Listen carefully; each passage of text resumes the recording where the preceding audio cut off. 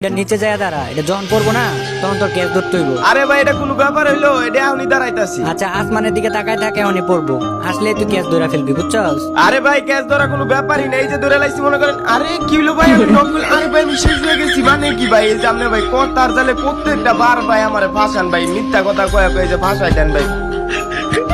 বটলা নাই, এদিকে দেখা যা। হ্যাঁ পড়ো রুবেল ভাই, আইতাছি। তাড়াতাড়ি আয়। হ্যাঁ ভাই পড়ছি। কোন কোন কোন কি হইছে ভাই এনো?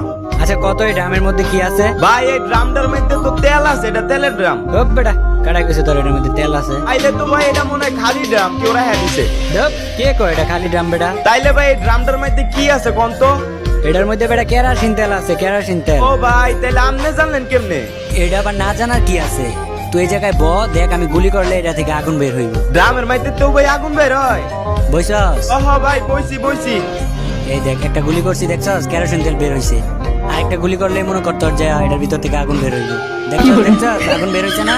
ধরো ভাই আপনার আগুনের কথা বাদ দেন, আপনার লোক আর খেলমুই না ভাই। আপনি কথার জালে ফাঁসে আমারে ফাটাই দেন মিয়া, নক করে দিচ্ছেন মিয়া।